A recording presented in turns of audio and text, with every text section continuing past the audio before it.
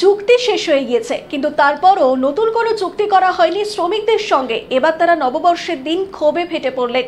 কারখানার গেটের সামনে একেবারে তুমুল উত্তেজনা সৃষ্টি হয়। পোলবার সুগন্ধার জয়া বিস্কুট কারখানায় শ্রমিক অসন্তোষ।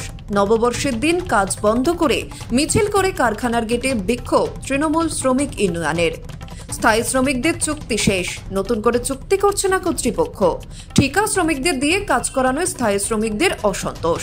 গত বছর স্থায়ী শ্রমিকদের চুক্তি শেষ হয়ে গেলেও তাদের সাথে নতুন করে চুক্তি না হওয়ায় আর্থিক ক্ষতি হচ্ছে বলে দাবি কারখানার স্থায়ী শ্রমিকদের।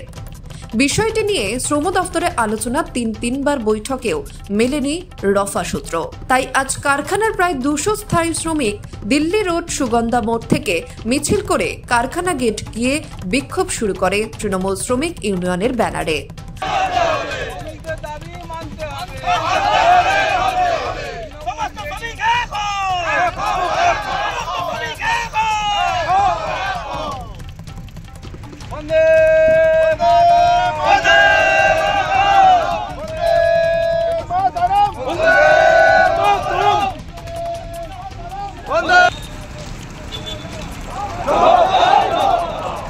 অস্থায়ী শ্রমিকরা কারখানার কাজে যোগ দিলেও স্থায়ী শ্রমিকরা কাজে যোগ না দিয়েই বিক্ষোভ দেখায়। বিস্কুট কারখানা শ্রমিক নেপাল দাস বলেন, বার্ষিক ইনক্রিমেন্ট কি হবে, বোনাস, অবসরের বয়স সহ আমাদের কয়েকটি দাবি নিয়ে আলোচনার বিষয় ছিল, কিন্তু কর্তৃপক্ষ কর্ণপাত করছে না।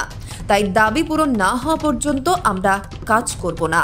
বর্তমান যুগে আমার বাবা মা বউ বাচ্চাকে নিয়ে আমরা কী করে সংসারটা চালাবো স্যার?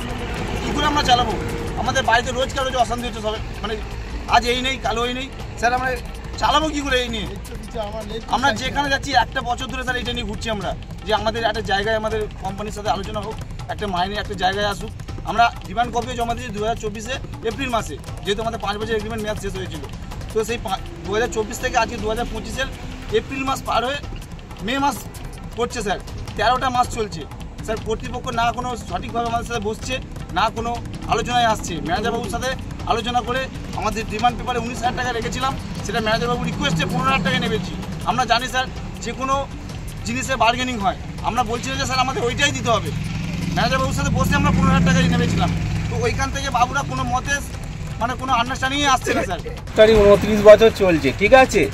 আমাদের প্রত্যেক 5 বছর আমাদের দাবি সনদ দিই, যেটা হচ্ছে ডিমান্ড লেবারদের যে সমস্ত দাবি দেওয়া থাকে, সেটা আমাদের দাবি দেওয়া মেয়াদ মোটামুটি 31 মার্চ 2024 শেষ হয়ে গেছে।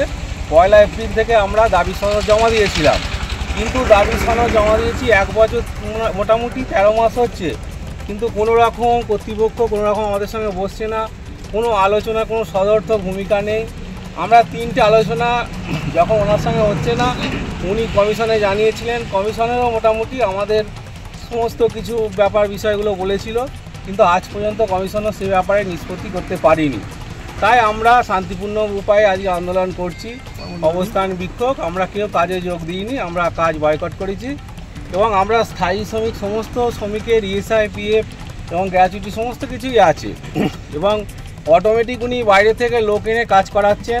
এটা আমাদের তীব্রতর প্রতিবাদ এবং আমরা ধিক্কার জানাই কেন উনি করছেন। যেহেতু আমরা ESI ভুক্ত বা PF ভুক্ত শ্রমিক, এটা ওনার প্রচুর অন্যায় কাজ করছেন।